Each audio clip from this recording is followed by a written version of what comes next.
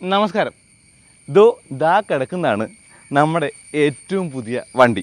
ഇപ്പോൾ Honda city വിറ്റതിന് ശേഷം ഒരു പുതിയ വണ്ടി വാങ്ങാമെന്ന് ആലോചിച്ച് നമ്മൾ തിരഞ്ഞെടുത്തൊരു വണ്ടിയാണത്. അപ്പോൾ വണ്ടിക്ക് കുറച്ച് പ്രത്യേകതകളുണ്ട്. ആ പ്രത്യേകതകൾ പറയണം, ഇത് ഏതാണ് വണ്ടി എന്ന് പറയണം, ഇതിൻ്റെ കാര്യങ്ങളെല്ലാം തന്നെ പറയണം, ഇതൊന്ന് അൺവീൽ ചെയ്യണം. അപ്പോൾ സസ്പെൻസ് ഇല്ല, സർപ്രൈസ് ഇല്ല, ഒന്നുമില്ല. ഇത് മാരുതി ജിംനിയാണ്. ജിംനിയുടെ സീറ്റ ഓട്ടോമാറ്റിക്കാണ്. ഇനി പറയാനുള്ളത് കഥകളാണ്. കഥകൾ പറയണമെങ്കിൽ നമുക്ക് എന്തായാലും ലൊക്കേഷൻ ചേഞ്ച് ചെയ്യാം, വണ്ടി എടുത്തൊരു ഡ്രൈവ് പോവാം. അങ്ങനെ മാസങ്ങളുടെ കാത്തിരിപ്പ് തീരാണ്. നമ്മൾ വണ്ടി മേടിച്ചു, അടുത്ത വണ്ടി മേടിച്ചു. ഹോണ്ട സിറ്റിയുടെ വീഡിയോ വിൽക്കാൻ പോകാമെന്ന് പറഞ്ഞ വീഡിയോ ഇട്ടപ്പോൾ തന്നെ ആളുകൾ ചോദിച്ചിട്ടുണ്ടായിരുന്നു, ഏതാണ് അടുത്ത വണ്ടി, ഏത് വണ്ടിയാണ് വരുന്നത്, എന്താണ് നിങ്ങളുടെ പ്ലാൻ, നിങ്ങളുടെ ഉദ്ദേശം എന്ത്? ഉത്തരം പറയാനുള്ളത്രേ ഉള്ളൂ, ഇതാണ് ആ വണ്ടി. മാരുതി ജിംനി, എൻ്റെ മാരുതി ജിംനി. അങ്ങനെ ഒരു കാരണമുണ്ട്. എന്താണെന്ന് വെച്ചാൽ ഇപ്പോൾ നമ്മൾ രണ്ട് വണ്ടികൾ അടുപ്പിച്ചെടുത്ത്, വിവേക്ജിയുടെ വണ്ടിയും കണ്ടന്റ് വിത്ത് കാർസ്, എൻ്റെ വണ്ടിയും. അപ്പോൾ വിവേക്ജിയുടെ വീഡിയോ ആദ്യം വന്നപ്പോൾ അതിന് താഴെ കുറേ പേര് കമൻറ്റ് കണ്ടു, മാരുതി യൂട്യൂബേഴ്സിന് ഫ്രീ ആയിട്ട് ജിംനി തരുന്നുണ്ടല്ലേ എന്നുള്ളത്. അങ്ങനെയൊന്നുമില്ല, കയ്യിലിരുന്ന കാശ് കൊടുത്തു വെച്ച് മേടിച്ചതാണ്. ഹോണ്ട സിറ്റി വിറ്റ കാശ് ഡൗൺ പേയ്മെൻറ്റ് കൂടെ ബാങ്ക് ലോണും. അപ്പോൾ വേണമെങ്കിൽ നിങ്ങൾക്ക് ഇതിൻ്റെ കാര്യങ്ങൾ അറിയാനായിട്ട് ആ നമ്പർ ഒന്ന് അടിച്ചു നോക്കിയാൽ മതി. ഹൈപ്പോത്തിക്കേഷനൊക്കെ നമുക്ക് ആ ഒരു ആർസിയിൽ കാണാം. നമ്പർ കിട്ടിയില്ല, കിട്ടുമ്പോൾ എന്തായാലും ഇൻസ്റ്റാഗ്രാമിൽ ഫോട്ടോ ഇടുമല്ലോ. മാരുതി ആർക്കും ഫ്രീ ആയിട്ട് വണ്ടി കൊടുക്കുന്നില്ല, അറ്റ്ലീസ്റ്റ് നമുക്കൊന്നും തന്നിട്ടില്ല. കാശ് കൊടുത്ത് വെച്ച വണ്ടിയാണ്, എൻ്റെ കാശ് കൊടുത്ത് ഞാൻ മേടിച്ച വണ്ടിയാണ്. ഇത് മാരുതി ജിംനിയുടെ സീറ്റ മോഡലാണ്, ആൽഫയല്ല, അലയോ കണ്ട് തെറ്റിരിക്കണ്ട. അപ്പോൾ സീറ്റ മോഡൽ എന്താണ് വാങ്ങാനുള്ള കാരണം എന്ന് പറയാം, പിന്നെ ഈ വണ്ടിയിലേക്ക് എത്താനുള്ള കാരണം പറയാം. ഇതൊക്കെ തന്നെയും എപ്പിസോഡുകളായിട്ട് പറയാം. കാരണം ശരിക്കും പറഞ്ഞാൽ ഒരു വണ്ടി വാങ്ങുമ്പോൾ നമുക്ക് സ്വാധീനിക്കാൻ കുറേ കാര്യങ്ങളുണ്ട്. അപ്പോൾ ഈ വണ്ടിയിലേക്ക് എത്താനായിട്ട് കുറേ ആളുകളുടെ ഒരു സ്വാധീനം കൂടി ഉണ്ടായിട്ടുണ്ട്. അപ്പോൾ വണ്ടി പ്രാന്തൻ്റെ പുതിയ വീഡിയോയിലേക്ക് സ്വാഗതം. നമുക്കൊന്ന് ജിംനിയുടെ ആ ഒരു അൺവീലിങ്ങും ആ ഒരു ഡെലിവറിയും കണ്ടിട്ട് വരാം. അതിനുശേഷം കഥകളിലേക്ക് പോവാം.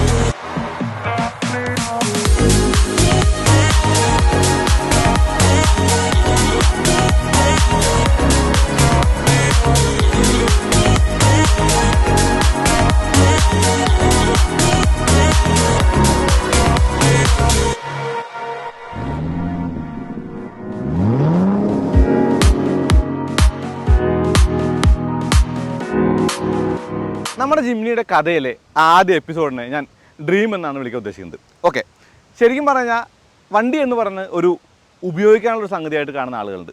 Okay, point A to B പോവാം, അല്ലെങ്കിൽ ജോലിക്ക് പോവാം, അല്ലെങ്കിൽ അങ്ങനെയുള്ള കാര്യങ്ങൾക്ക് വേണ്ടി വണ്ടിയുണ്ട്, ഫാമിലി കാറുകളുണ്ട്. പക്ഷേ എന്തൂസിയാസ്റ്റുകൾ എന്ന് വിളിക്കുന്ന അല്ലെങ്കിൽ വാഹന പ്രേമികൾ എന്ന് വിളിക്കുന്ന നമുക്ക് വണ്ടി കുറച്ചും കൂടി കൂടിയ ഒരു എന്താ പറയുക ഡയമെൻഷനാണ് തുറന്നു തരാം. എന്ന് വെച്ചാൽ അപ്പോൾ കാശുണ്ടെങ്കിൽ സ്പോർട്സ് കാർ മേടിക്കാം, ലൈക്ക് പോർഷ് 911 അല്ലെങ്കിൽ എന്താ പറയുക ഒരു ലാംബോർഗിനി തന്നെയോ, അതല്ലെങ്കിൽ വലിയ വലിയ സൂപ്പർ കാറുകളോ, അങ്ങനെയുള്ള വണ്ടികളൊക്കെ മേടിച്ചിട്ട് ചുമ്മാ ട്രാക്കിലേക്ക് പോകാം, അതല്ലെങ്കിൽ റോഡിലൂടെ ചുമ്മാ കുന്നിൽ കാണിച്ച് ഓടിച്ചുകൊണ്ട് നടക്കാം. ഇനി അത്രയും കൂടി ആ ഒരു സ്പോർട്സ് കാറുകൾ ഇഷ്ടമില്ലാത്ത കൈൻഡ് ഓഫ് ആളുകളാണെങ്കിൽ ഓഫ് റോഡിങ്ങിലേക്ക് തിരിയാം. കാശിലെ ഓഫ് റോഡിങ്, ലൈക്ക് മെഴ്സീഡീസ് ബെൻസിൻ്റെ ജി വാഗൺ, അതല്ലെങ്കിൽ ലാൻഡ് റോവർ ഡിഫൻഡർ, അതല്ലെങ്കിൽ ജീപ്പിൻ്റെ വ്രാംഗ്ലർ, അങ്ങനെ പലവിധமான വണ്ടികളിൽ ആ കാര്യങ്ങളൊക്കെ ആവാം. മഹീന്ദ്ര താറുണ്ട് നമുക്ക് കുറച്ചും കൂടി താന്ന് നിൽക്കുന്ന ആളുകൾക്ക്. അതുപോലെ താന്ന് നിൽക്കുന്ന പറഞ്ഞാൽ ഫിനാൻഷ്യലി ഉദ്ദേശിച്ചത് കുറച്ച് പൈസയേ ഉള്ളൂ കയ്യിലെന്നാലും ആ ഒരു ഫണ്ട് വേണമെങ്കിൽ മഹീന്ദ്ര താർ നല്ല ഓപ്ഷനായിരുന്നു. അതുപോലെയുള്ള വണ്ടികളായിട്ട് കണക്കൂടാൻ പറ്റുക യൂസ്ഡ് കാർ മാർക്കറ്റിലാണെങ്കിൽ മഹീന്ദ്ര ബൊലേറോ 4x4, അല്ലെങ്കിൽ വിലീസിൻ്റെ ജീപ്പുകൾ, അതല്ലെങ്കിൽ മഹീന്ദ്ര ജീപ്പുകളൊക്കെ തന്നെയും ഇതൊക്കെ നമുക്കുണ്ടായിരുന്നു. പക്ഷേ ഈ കൂടുതലുള്ള പ്രശ്നം എന്ന് പറയുന്നത് ഡീസൽ വണ്ടികൾ അല്ലെങ്കിൽ പഴയ വണ്ടികളുടെ കാര്യം പറഞ്ഞാൽ, പഴയ വണ്ടികൾ വാങ്ങിക്കഴിഞ്ഞാൽ നമുക്കത് കൊണ്ടുനടക്കാനുള്ള ചിലവുകൾ, മെയിൻ്റനൻസ് ഒക്കെ ബുദ്ധിമുട്ടായിരുന്നു. അപ്പോൾ ആ ഒരു സമയത്ത് എനിക്ക് തോന്നുന്നു ജിപ്സിയുടെ ആ ഒരു കടന്ന ഒരു 80s ഉണ്ടായപ്പോൾ ജിപ്സി ആളുകൾ സ്വീകരിക്കാൻ കാരണം എന്ന് പറയുന്നത് ലളിതമായിട്ട് ഉപയോഗിക്കാം, മെയിൻ്റനൻസ് കുറവ്, മിലിറ്ററിയൊക്കെ യൂസ് ചെയ്യുന്ന ഒരു എന്താ പറയുക കൈൻഡ് ഓഫ് വണ്ടി നമുക്ക് സാധാരണ സിവിലിന് ഉപയോഗിക്കുമ്പോൾ നമുക്ക് കുറച്ചും കൂടി ആ ഒരു പ്രൈഡ് അങ്ങനെ കാര്യങ്ങളൊക്കെ ആയിട്ട് ശരിക്കും ജിപ്സി ഒരു വലിയ ഒരു ഫാൻ ബേസ് ഉണ്ടാക്കിയ ഒരു വണ്ടിയായിരുന്നു. അപ്പോൾ എനിക്ക് ജിപ്സിയുമായിട്ടുള്ള ഏറ്റവും വലിയ ആ ഒരു അടുപ്പം എന്ന് പറയുന്നത് ജോതിൻ്റെ ജിപ്സിയാണ്. ഈ ജോതിൻ എന്ന് പറയുന്നത് എൻ്റെ ഫ്രണ്ടാണ്. പുള്ളി ആദ്യമായിട്ട് ഒരു ജിപ്സി മേടിക്കുക എന്ന് പറഞ്ഞാൽ അന്ന് നിർത്താൻ പോകുന്ന സമയത്താണ് ആ ഒരു ജിപ്സി പുള്ളി മേടിക്കുന്നത്. അങ്ങനെ മേടിച്ചിട്ട് പുള്ളി ആ വണ്ടിയുമായിട്ട് വീട്ടിലേക്ക് വന്നിട്ട് ഞങ്ങൾ ചെറിയ ഓഫ് റോഡൊക്കെ പോയി. എനിക്ക് ജിപ്സിയുടെ ആ ഒരു ഇഷ്ടം ഉണ്ടായിരുന്നത് ഒന്നുകൂടി കൂടി എന്നുള്ളതാണ്. അങ്ങനെ ആ വണ്ടി ഓടിച്ച് ഇറങ്ങിയപ്പോൾ ഞാൻ ജോജിനോട് പറഞ്ഞു, ജോനെ എനിക്കും ഒരു ജിപ്സി വാങ്ങിയാൽ കൊള്ളാമെന്നുണ്ട്. ജിപ്സിക്ക് പവർ സ്റ്റിയറിംഗ് ഉണ്ടായില്ല, എ സി ഉണ്ടായില്ല, ടാർപോളിനായിരുന്നു, അല്ലെങ്കിൽ എന്താ പറയുക പടുതയായിരുന്നു. അങ്ങനെയുള്ള ഒരുവിധമാനമായിട്ടുള്ള ലിമിറ്റേഷൻസൊക്കെ ഉണ്ടായിരുന്നു. ഓക്കെ, ജിപ്സി മേടിക്കാനും അല്ലെങ്കിൽ മെയിൻറ്റെയിൻ ചെയ്യാനുള്ള പേടിയുണ്ട്, ജിപ്സി മേടിക്കണം നടന്നില്ലെന്ന് പറയാം. പക്ഷേ ജിപ്സിയുടെ ആ ഒരു കാലഘട്ടം കഴിഞ്ഞ് ജിമ്നി വരുന്നു എന്ന് കേട്ടപ്പോൾ ഓട്ടോ എക്സ്പോയിൽ വണ്ടി കാണിച്ചപ്പോഴൊക്കെ നമ്മൾ കാത്തിരുന്നത് ഇത് ഇന്ത്യയിലേക്ക് വരാൻ വേണ്ടിയില്ല. കാരണം ജിമ്നിയെ കുറിച്ച് നമുക്കറിയാം, ജിമ്നിയുടെ പലവിധമായ മോഡൽ നമ്മളുണ്ട്. ഇപ്പം മാറ്റ് വേർഷനൊക്കെ പോലുള്ള ആളുകളൊക്കെ ശരിക്കും ജിമ്നിയുമായിട്ട് കമ്പയർ ചെയ്യുന്നത് ജീവാഗണും അല്ലെങ്കിൽ ആ ഒരു ഡിഫൻഡറൊക്കെ. So I'm sat in an AMG G63. Next to me is a Suzuki Jimny. അത് മാത്രമല്ല ഈ ഒരു വണ്ടിയുമായിട്ടുള്ള ഓഫ് റോഡ് ഇവൻറ്റുകളുടെ വീഡിയോസൊക്കെ നമ്മൾ കണ്ടു. So it's a complete draw. വില വെച്ച് നോക്കുമ്പോൾ US-ൽ $22,000 ആയിരുന്നു ആ ഒരു ജിമ്നിയുടെ വില എന്നുള്ളതാണ്. അപ്പോൾ ആ ഒരു പുതിയ ജിമ്നി വന്നപ്പോൾ നമുക്ക് ഇന്ത്യയിലേക്ക് വരുന്നത് കേട്ടപ്പോൾ ഞാൻ തീരുമാനിച്ചു, ഓക്കെ പറ്റിയാൽ എനിക്കും ഒന്ന് വാങ്ങണം. അങ്ങനെയുള്ള കാത്തിരിപ്പിൽ അവസാനം ജിമ്നി ഇന്ത്യയിലേക്ക് വന്നു. കെ കാറുകൾക്ക് വിഭിന്നമായിട്ട് 5 ഡോറുകളും ആ ഒരു സീറ്റുമൊക്കെ ആയിട്ട് അത്യാവശ്യം യാത്രയാവുന്ന ഒരു വണ്ടിയായിട്ടാണ് ജിമ്നി വന്നത്. ആ ഒരു ജിമ്നി വന്നു ന്യൂസ് അറിഞ്ഞു. ജിമ്നിയും ഫ്രോങ്സും കൂടെ അരങ്ങത്തേക്ക് വന്നപ്പോൾ തീരുമാനിച്ചു, ഓക്കെ അടുത്ത വണ്ടി മിക്കവാറും ജിമ്നി തന്നെ ആയിരിക്കും. അൺവീലിംഗ് കഴിഞ്ഞപ്പോൾ അടുത്ത ഒരു എക്സൈറ്റ്മെൻറ്റ് എന്ന് പറയുന്നത് ജിമ്നിയുടെ മീഡിയ ഡ്രൈവിൻ്റെ ഇൻവൈറ്റ് ആയിരുന്നു. നമ്മളൊക്കെ ഞെട്ടിച്ചുകൊണ്ട് മാരുതി ഈ ഒരു ജിമ്നിയുടെ ഡ്രൈവ് വെച്ചത് ഡെറാഡൂണിലാണ്. ആ ഇൻവൈറ്റ് വന്ന അന്ന് മുതൽ കാത്തിരിക്കുകയായിരുന്നു, ഓക്കെ ഡ്രൈവിന് പോകാമെന്ന് വെച്ചിട്ട് അങ്ങനെ ഡെറാഡൂണിൽ ചെന്നിറങ്ങുന്നു. അവിടെ ചെന്നിറങ്ങിയിട്ട് എല്ലാവർക്കും വണ്ടി ഡിസ്ട്രിബ്യൂഷൻ കഴിഞ്ഞപ്പോൾ എനിക്ക് മാത്രം വണ്ടിയില്ല. അതായത് നമ്പേഴ്സിൽ ഒരാൾ ഞാൻ കൂടുതലായതുകൊണ്ടല്ല, വന്ന വണ്ടികളിൽ ഒരു വണ്ടി കംപ്ലൈൻ്റ് ആയിട്ട് മാറ്റിയിട്ടു. അതായത് തലേ ദിവസം ആരോ വണ്ടി ജമ്പ് ചെയ്തപ്പോൾ അതിനെന്തോ പറ്റിയെന്ന് പറഞ്ഞിട്ട് എനിക്ക് വണ്ടി ഉണ്ടായില്ല. അപ്പോൾ നമ്മൾ ഒരു പബ്ലിക്കേഷനുമായിട്ട് ഷെയർ ചെയ്യണമെന്ന് പറഞ്ഞു. അപ്പോൾ സെന്തിലുമായിട്ടാണ് ഷെയർ ചെയ്തതുകൊണ്ട് പ്രശ്നമൊന്നുമില്ല. ഒരു വലിയ തടാകത്തിൽ ഓഫ് റോഡുകളുടെ ബഹളമുള്ള ഒരു തടാകത്തിലാണ് ജിമ്നിയുടെ ഡ്രൈവ് വെച്ചത്. അവിടെ ചെന്ന് ആ ഒരു വണ്ടി ഓടിച്ച മീഡിയ പേഴ്സൺസ് ഒക്കെ തന്നെയും തിരിച്ചു വന്നത് ഹൈലി എക്സൈറ്റഡ് ആയിട്ടാണ്, ഹൈലി മോട്ടിവേറ്റഡ് ആയിട്ടാണ് ജിമ്നി മേടിക്കണം തീരുമാനിച്ചത്. കാരണം അവിടുത്തെ ഒബ്സ്റ്റക്കിൾസ് അത്ര കേമമായിരുന്നു. നമ്മൾ പറഞ്ഞ വിശ്വസിക്കില്ല, നമുക്ക് ചിന്തിക്കാനാവാത്ത ഇൻസിഡൻറ്റ് സ്പീഡിലൊക്കെ വണ്ടി ആ ഒരു ട്രാക്കിലൂടെയൊക്കെ നമ്മൾ ഓടിക്കേണ്ടതുണ്ട്, ആ ഒരു വെള്ളത്തിൽ കൂടെ ഓടിക്കേണ്ടതുണ്ട്. ശരിക്കും നിങ്ങൾ ആ വീഡിയോ കണ്ടാണ് വീണ്ടും പറയേണ്ട കാര്യം. എന്നാലും ഡെറാഡൂണിലെ ഓഫ് റോഡ് ഇവൻ്റ് എന്ന് പറയുന്നത് ജിമ്നി വാങ്ങാൻ കഴിയും അല്ലെങ്കിൽ ജിമ്നി വാങ്ങണം എന്ന് ഉറപ്പിക്കാൻ തക്കവണ്ണം അത്രയും ഗ്രേറ്റ് ആയിരുന്നു, അത്രയും ശ്രേഷ്ഠമായിരുന്നു എന്നുള്ളതാണ്. ഒരു പ്രോപ്പർ ലാഡർ ഫ്രെയിം 4x4 ആണ് നിങ്ങൾ നോക്കുന്നത്. നിങ്ങൾക്ക് 4x4 ഒരു ചെറുപ്പം മതി, അതായത് വലിപ്പം വേണ്ട. ആ ഒരു ചെറുപ്പത്തിലാണ് നിങ്ങൾ വലിപ്പം കാണുന്നതെന്നും പിന്നെ നിങ്ങൾക്ക് എന്നും കൊണ്ടു നടക്കാൻ ഒരു ലെഗസി ഉള്ളൊരു വണ്ടി വേണമെന്നുമുണ്ടെങ്കിൽ എനിക്ക് തോന്നുന്നു ഇത് അൾട്ടിമേറ്റ് ആയിട്ട് നിങ്ങളുടെ പിക്കാണ് എന്നുള്ളതാണ്. അത് കഴിഞ്ഞ് തിരിച്ച് ഫ്ലൈറ്റിലിരിക്കുമ്പോൾ ഞാൻ മനസ്സിൽ പറഞ്ഞിരുന്നു, ഓക്കെ ജിമ്നി മേടിക്കാം, ഇതാണ് എൻ്റെ അടുത്ത വണ്ടി. അപ്പോൾ ഡെറാഡൂണിലെ കുന്തളിപ്പുകളൊക്കെ കഴിഞ്ഞ് നമ്മൾ നാട്ടിലെത്തുകയാണ്. ജിമ്നിയെക്കുറിച്ച് ആളുകളോട് പറയുന്നു, വീഡിയോ പബ്ലിഷ് ചെയ്യുന്നു, വീഡിയോ കാണുന്ന ആൾക്കാരുടെ കമൻറ്റുകൾക്ക് നമ്മൾ മറുപടി പറയുന്നു, നിങ്ങൾ ഉറപ്പായിട്ടും മേടിക്കണം എന്ന് പറയുന്നു, ക്യാപ്പുകളാണെന്ന് പറയുന്നു. നമ്മൾ ശരിക്കും എക്സൈറ്റഡ് ആണ്, ജിമ്നിയെക്കുറിച്ച് പറഞ്ഞുകൊണ്ടിരിക്കുകയാണ്. അവിടെയാണ് മാരുതി ബോംബ് പൊട്ടിച്ചത്, ഒരു വലിയ ബോംബ്. അതിന് നമുക്ക് ജിമ്നിയുടെ പ്രൈസ് എന്ന് പറയാം, അതിന് നമുക്ക് ഡിസപ്പോയിൻമെൻ്റ് എന്ന് പറയാം. ഒരു കാരണവശാലും എത്തിപ്പിടിക്കാൻ പറ്റാത്ത അത്രയും ഒരു വലിയ പ്രൈസിലാണ് ജിമ്നി വന്നത്. കാരണം മഹീന്ദ്ര താർ എന്ന് പറയുന്ന ഒരു എന്താ പറയുക കോമ്പറ്റീറ്റർ അല്ലെങ്കിൽ ഒരു എതിരാളി അവിടെ ഉള്ളപ്പോൾ ആ വണ്ടിയുമായിട്ട് കമ്പാരിസൺ ഉള്ളപ്പോൾ ശരിക്കും ജിമ്നിയുടെ സൈസ് കൊണ്ടും ജിമ്നിയുടെ ആ ഒരു കാര്യങ്ങൾ കൊണ്ടും ആ പ്രൈസ് ഹ്യൂജായിട്ട് തോന്നിയ ആളുകളുണ്ട്. പക്ഷേ എനിക്ക് പറ്റിയത് എൻ്റെ ആ ഒരു കാഴ്ചപ്പാടുള്ള പ്രൈസ് അല്ലായിരുന്നു എന്നുള്ളതാണ്. ഞാൻ എക്സ്പെക്ട് ചെയ്ത് ഒരു 9.5 ലക്ഷം രൂപയ്ക്ക് ബേസ് മോഡൽ മാനുവലും അതിൻ്റെ മുകളിൽ അങ്ങോട്ട് ഒരു പ്രൈസ് വന്നിട്ട് ഓട്ടോമാറ്റിക്കിന് ഒരു 14 ലക്ഷം രൂപ വരെയൊക്കെ എന്നുള്ള പ്രൈസിലായിരുന്നു. പക്ഷേ 18 ലക്ഷം രൂപ ഓൺ റോഡ് പ്രൈസ് എന്ന് പറയുന്നത് നമുക്ക് എത്തിപ്പെടാൻ പറ്റാത്ത അല്ലെങ്കിൽ ചിന്തിക്കാൻ പറ്റാത്ത പ്രൈസായിരുന്നു. അതുകൊണ്ട് തന്നെ ജിമ്നി ഒരു ഡിസപ്പോയിൻമെൻറ്റായി മാറി. ആ ഒരു ഡിസപ്പോയിൻമെൻറ്റ് എനിക്ക് മാത്രമല്ല ഇന്ത്യയിൽ പലർക്കും ഉണ്ടായിരിക്കും. ജിമ്നിയുടെ വിജയത്തിൻ്റെ ആ ഒരു വിജയമില്ലാത്ത ഒരു കാരണം എന്ന് പറയുന്നത് ആ ഒരു പ്രൈസ് റിവീലായിരുന്നു. ഇന്ന് ഇവർ ഈ ജിമ്നിക്ക് കൊടുക്കുന്ന ഓഫറുകളും പ്രൈസൊക്കെ ഉണ്ടല്ലോ, അത് അന്ന് ഇറങ്ങുന്ന സമയത്ത് ആ ഒരു പ്രൈസിങ് ആയിരുന്നെങ്കിലോ കഥ ഇതാവുമായിരുന്നില്ല, ജിമ്നിയെ കൂടുതൽ ആളുകൾ ഏറ്റെടുത്തേനെ. ആ ഒരു ഡിസപ്പോയിൻമെൻറ്റിൽ എനിക്ക് തോന്നി, ഓക്കെ വാങ്ങാൻ പറ്റില്ല, നടക്കൂല, നമ്മളെ കൊണ്ട് പറ്റില്ല, വിട്ടേക്കാം. അങ്ങനെ വിട്ടു. അപ്പോഴും മനസ്സിലുണ്ടായിരുന്നു എന്തെങ്കിലും ഒരു യൂസ്ഡ് കാർ വന്നാൽ അല്ലെങ്കിൽ യൂസ്ഡ് മാർക്കറ്റിൽ വണ്ടി വന്നാൽ നമ്മുടെ കയ്യിൽ ഒതുങ്ങുന്ന പ്രൈസിന് കിട്ടുകയാണെങ്കിൽ അന്നൊരു പക്ഷേ ഒരു ജിമ്നി മേടിച്ചേക്കാം എന്ന മനസ്സിലുണ്ടായിരുന്നു. ആ ഒരു ഡിസപ്പോയിൻമെൻറ്റ് കൂടിയിട്ട് ഈ ഒരു വണ്ടിയുടെ കഥ നമ്മുടെ ജീവിതത്തിൽ അവസാനിച്ചു എന്നാണ് ഞാൻ കരുതിയത്. പക്ഷേ അങ്ങനെ ആയിരുന്നില്ല കാര്യങ്ങൾ.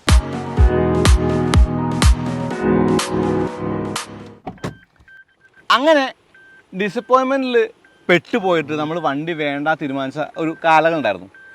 അവിടെയാണ് മാരുതി ഓഫറുകൾ പ്രഖ്യാപിക്കുന്നത് കുറച്ച് കാലം കഴിഞ്ഞപ്പോൾ. എന്ന് വെച്ചാൽ തണ്ടർ എഡിഷൻ എന്ന് പേരിട്ട് വണ്ടിക്ക് ഒരു വലിയ സംഖ്യ ഡിസ്കൗണ്ട് ഇട്ടിട്ട് ജിമ്നി വീണ്ടും ആളുകളിലേക്ക് എത്തിക്കാനുള്ള ശ്രമം മാരുതി നടത്തി തുടങ്ങി. അപ്പോൾ നമുക്ക് വീണ്ടും തോന്നി, ഓക്കെ ഈ പ്രൈസാണെങ്കിൽ മേടിക്കാം, കുഴപ്പമില്ല.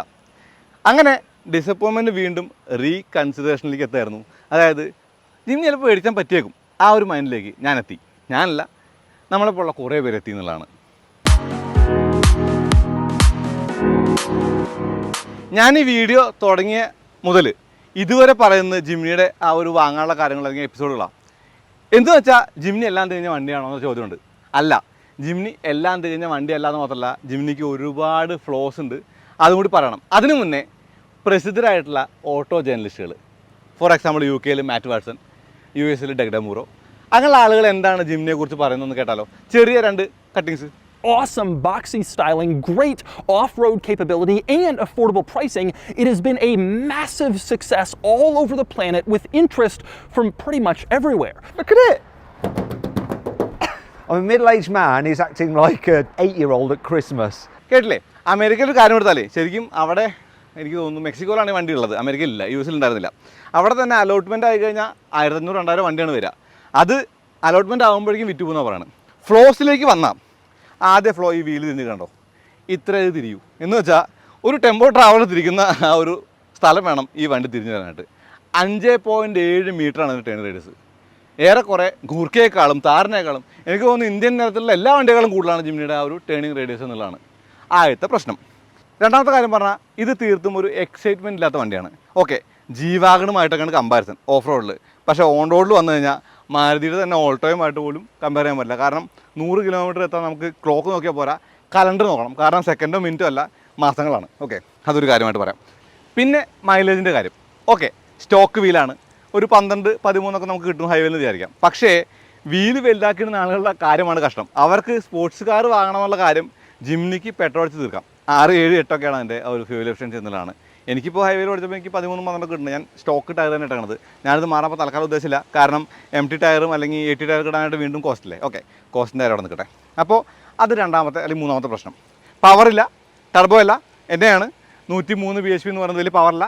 കൂടാതെ ഈ ഒരു മൈലേജിൻ്റെ കുറവുണ്ട് എന്നുള്ളതാണ്. പിന്നെ ഇതൊരു 4 സീറ്ററാണ്. ലിറ്ററലി 5 പേർക്ക് ഇരിക്കാൻ പറ്റില്ല, 4 പേർക്ക് ഇരിക്കാൻ പറ്റുള്ളൂ. അത് ഹാച്ച് ബാക്കിൻ്റെ തത്തുല്യമായ സ്ഥലം പോലും ഇല്ല. എനിക്ക് തോന്നുന്നു ബാക്ക് സീറ്റിലെ തൈ സപ്പോർട്ട് എന്ന് പറഞ്ഞാൽ വാഗണാറിനേക്കാളും കുറവൊരു വണ്ടി ജിംനിയാണ്. ജിംനിയുടെ ബാക്ക് സീറ്റിൽ കഷ്ടിച്ചിരിക്കാമെന്നേ ഉള്ളൂ എന്നുള്ളതാണ്. പിന്നെ ഫ്രണ്ട് സീറ്റിന് ഹൈറ്റ് അഡ്ജസ്റ്റ്മെൻറ്റും കണ്ടിട്ടില്ല. ഓക്കെ, ഇനി ഒരുപാട് കുട്ടികൾ പറയാനില്ല. ഇപ്പോൾ ഫ്രണ്ടും ബാക്കും ഡിസ്കെല്ലാം നമുക്ക് വേണമെങ്കിൽ പറയാം, വിട്ടുകളാം.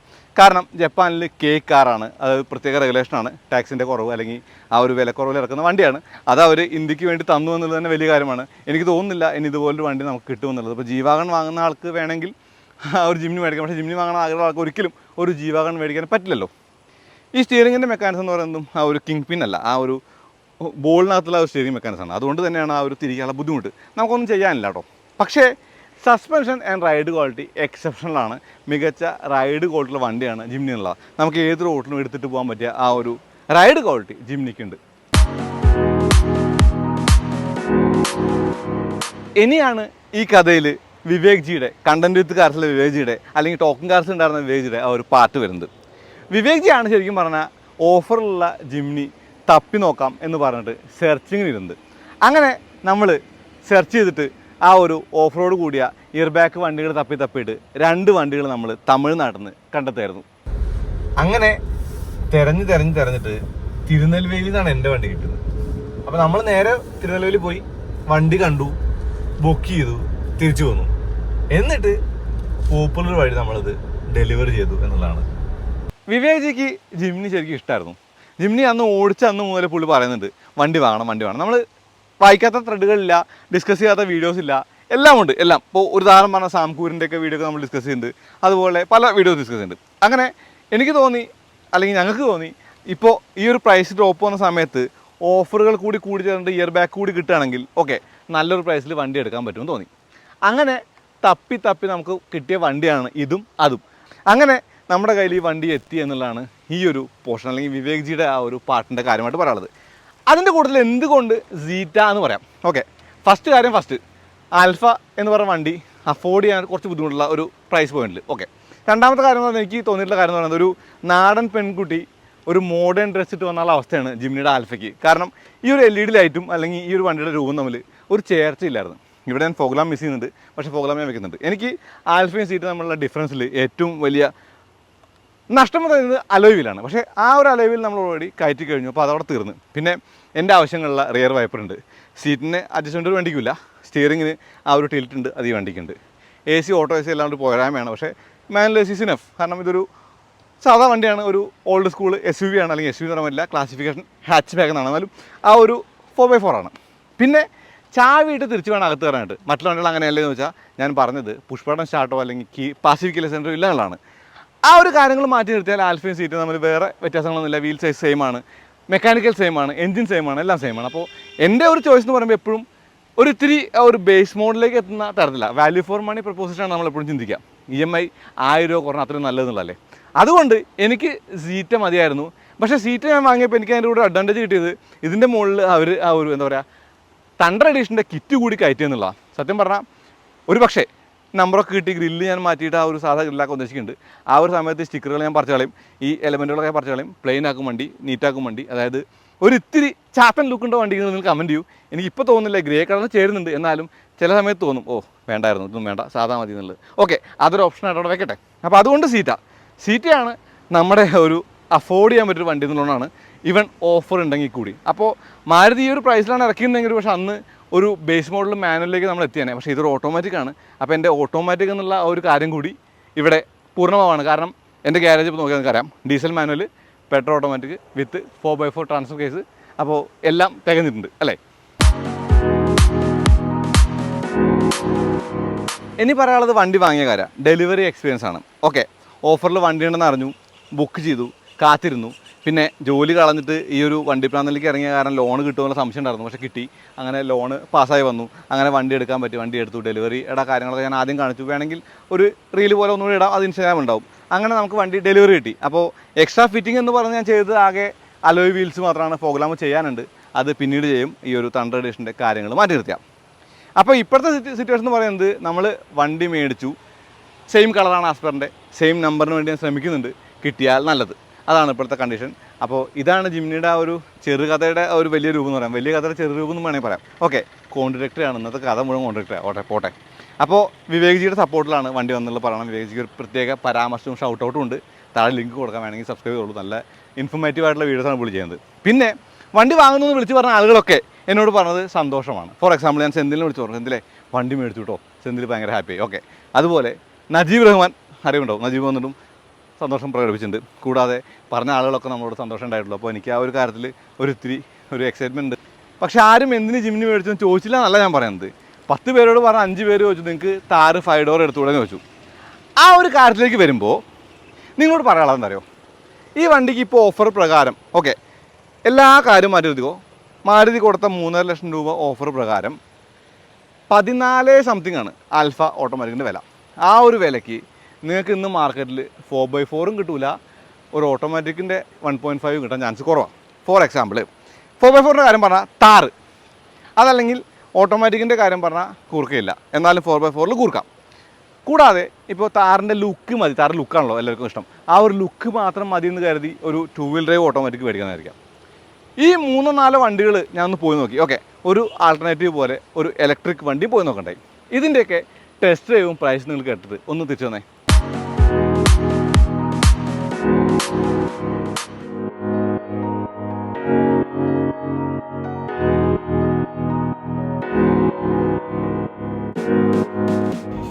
ഇപ്പോൾ മഹീന്ദ്ര താറാണെങ്കിൽ ഇത് അൾട്ടിമേറ്റ് ചോയ്സ് എന്ന് പറയുന്നത് ഇതാണ്. Soft top convertible soft top 4x4 automatic.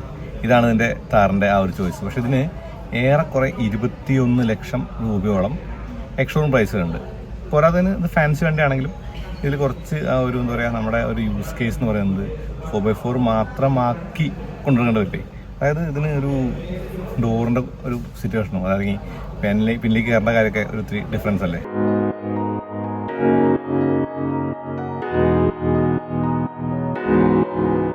എന്തായാലും 17 അല്ലേ. മഹീന്ദ്ര താറാണ് ഓൾവേസ് ദ ചോയ്സ്. പക്ഷേ താറും ഇപ്പോൾ നമ്മൾ വാങ്ങിയ വണ്ടിയും കൂടി കമ്പയർ ചെയ്യുമ്പോൾ പ്രൈസിന് ഡിഫറൻസ് ഉണ്ട്. ഞാൻ നോക്കിയത് താറിൻ്റെ പെട്രോൾ ഓട്ടോമാറ്റിക് ആണ്. അതായത് നമുക്ക് ആ ഒരു 4x4 വേണമെങ്കിൽ ഒരു ഇത്തിരി കൂടി ബഡ്ജറ്റ് ഫ്രണ്ട്ലി അല്ല, എന്നാൽ ഒരു 2 വീൽ ഡ്രൈവ് താറ് നോക്കാന്ന് വെച്ചാൽ അപ്പോഴും ഒരു ഹ്യൂജ് ഡിഫറൻസ് ഈ 2 വണ്ടികളും തമ്മിലുണ്ട് എന്നുള്ളതാണ്. പക്ഷേ താർ ഓടിക്കാൻ എങ്ങനെയുള്ള വീഡിയോ ഒക്കെ പറഞ്ഞ പോലെ തന്നെയാണ് താറ് വേറെ വൈബാണ് ഓടിക്കാനായിട്ട്. നമുക്ക് ഓട്ടോമാറ്റിക്കിൻ്റെ ആ ഒരു പവർ, ടർബോ പെട്രോളാണ്, അതിനൊരു പവർ എന്ന് പറയുന്നത് വേറെയാണ്. സാധാ എണ്ണയായിട്ട് കമ്പാരിസൺ ഒന്നുമില്ല. ടോർക്കിയാണ്, ഇപ്പോൾ 4x4 ആണെങ്കിലും അത്യാവശ്യം നല്ല ക്യാപ്പബിലിറ്റീസ് ഉള്ള വണ്ടിയാണ് താർ എന്ന് പറയുന്നത്. അതൊക്കെ താറിൻ്റെ ഒരു ഗുണങ്ങളാണ്. പക്ഷേ ഈ ഗുണങ്ങൾക്കൊക്കെ നമ്മൾ കൊടുക്കേണ്ട പ്രൈസ് എന്ന് പറയുന്നത് കൂടുതലാണെന്നുള്ള ആ ഒരു കാര്യം മാത്രമല്ല. പക്ഷെ പ്രൈസ് വർത്താ, കാരണം റോഡ് പ്രസൻസ് ആണെങ്കിലും അല്ലെങ്കിൽ വണ്ടിയുടെ വലുപ്പാണെങ്കിലും ശരിക്കും കാണാൻ ഉള്ള ഒരു ഭംഗിയാണല്ലോ താറിൻ്റെ ഒരു കാര്യമായിട്ട് പറയാം. സ്റ്റിൽ എനിക്ക് താർ ഇഷ്ടമാണ്, എപ്പോഴും ഇഷ്ടമാണ്.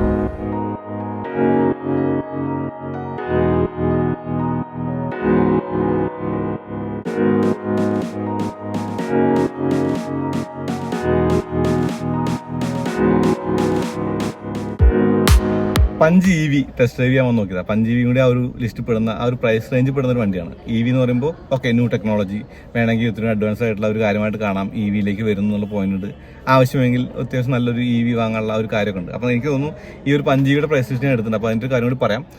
1389 അഡ്വഞ്ചർ LRന്റെ പ്രൈസ്. എക്സ്ഷോറൂം അല്ല, ഓൺ റോഡ്. അതിൽ 1299 എന്ന് പറയുന്ന എക്സ്ഷോറൂം പ്രൈസാണ്. ഈ 1299 എന്ന് പറയുന്നത് ശരിക്കും EV ആകുമ്പോൾ ടാക്സ് കുറവാണ്. നമ്മൾ വാങ്ങുന്ന വണ്ടിക്ക് 2,07,000 ടാക്സ് ഉണ്ട്. ഈ വണ്ടിക്ക് ആകെ 65,000 രൂപ ടാക്സ് ഉള്ളൂ. അങ്ങനെ നോക്കുമ്പോൾ EV എന്ന് പറയുന്നത് ശരിക്കും പ്രൈസിങ്ങിൽ നല്ലതാണ്. അപ്പോൾ EV ആകുമ്പോൾ ടെക്നോളജിക്കലി നല്ല കാര്യമാണ്, ഫ്യൂൽ എഫിഷ്യൻസി ഉണ്ട്, അത്യാവശ്യം ക്യാപ്പബിളാണ്, ഫാസ്റ്റാണ്, കുറേ അധികം ഗുണങ്ങൾ പഞ്ച് EVക്ക് ഉണ്ട്. EVയുടെ സ്വന്തം പ്ലാറ്റ്ഫോം ഉണ്ടാക്കിയ വണ്ടിയാണല്ലോ പഞ്ച് EV. അപ്പോൾ അതൊരു ഗുണമായിട്ട് പഞ്ചിൻ്റെ കാര്യമായിട്ട് കാണാവുന്ന കാര്യമാണ്. ഒരു സാധാരണ കാറാണ് ഞാൻ നോക്കിയിരുന്നെങ്കിൽ എനിക്ക് തോന്നുന്നു EV എന്ന് പറയുന്നത് ചിലപ്പോൾ ഞാൻ എടുത്തേനെ. കാരണം എനിക്ക് ലോങ് ഡ്രൈവ് കൂടുതലാണ്. ഇതാകുമ്പോൾ EVയുടെ പ്ലാറ്റ്ഫോമുള്ള വണ്ടിയാണ് പഞ്ച് എന്ന് പറയുന്നത്. പഞ്ചിന്റെ ഒരു മൈലേജ് അല്ലെങ്കിൽ എന്താ റേഞ്ച് എന്ന് പറയുന്നത് മികച്ചതാണ്. ഇതിന് ഓടിക്കാൻ നല്ല രസമാണ്, അത്യാവശ്യം നല്ല ഫാസ്റ്റാണ്. ഇപ്പോൾ നമ്മൾ വാങ്ങിയ വണ്ടിക്ക് ചിലപ്പോൾ സ്പീഡ് കുറവായിരിക്കും, അല്ലെങ്കിൽ ആ വണ്ടി ഇതുപോലെ പോകുന്ന പോലെ ഫണ്ണായിരിക്കില്ല, എക്സൈറ്റിംഗ് ആയിരിക്കില്ല. പക്ഷെ എല്ലാം ഉള്ള ഒരു വണ്ടിയാണ് EV എന്ന് പറയാം. ചിലവ് കുറവെന്ന് പറഞ്ഞാൽ വല്ലാത്തൊരു അട്രാക്ഷനാണ്. നമ്മളിപ്പോൾ ഡീസൽ ഫോർഡ് ഓടിക്കുന്ന നമുക്ക് അതിനേക്കാളും ചിലവ് കുറഞ്ഞ് ലോങ് പോകാനൊക്കെ ബെസ്റ്റ് പഞ്ചാണ്. ഈ പഞ്ചിന്റെ അഡ്വഞ്ചർ എന്ന് പറയുന്ന എല്ലാ വേർഷൻ എന്ന് പറയുന്നത് തീർത്തും ബഡ്ജറ്റിൽ നിൽക്കുന്ന ഒരു പ്രൈസുമാണ്. ഇപ്പോൾ ഓഫറൊക്കെ വെച്ചിട്ട് 13,85,000 രൂപയോളപ്പോൾ ആ ഒരു എക്സ്ഷോറൂം ഓൺ റോഡ് പ്രൈസ് വരുന്ന ഒരു വണ്ടിക്ക് ഇപ്പോൾ നമുക്ക് ആ പ്രൈസിന്റെ ഒരു പോയിന്റ് നോക്കുമ്പോൾ ശരിക്കും ഗുണങ്ങൾ മാത്രമേ പറയുള്ളൂ. പക്ഷേ EV അല്ലെങ്കിൽ എന്താ പറയുക, ഒരു കാറ് ആയിരുന്നില്ല നമ്മുടെ ഒരു ലക്ഷ്യം എന്ന് പറയുന്നത്. അതുകൊണ്ടാണ് നമ്മളിപ്പോൾ വാങ്ങുന്ന ആ ഒരു വണ്ടിയിലേക്ക് നമ്മൾ എത്തിയത് എന്നുള്ളതാണ്. പഞ്ച് EV എക്സെപ്ഷണൽ ആയിട്ടുള്ള വണ്ടിയാണ്, സംശയമൊന്നും വേണ്ട.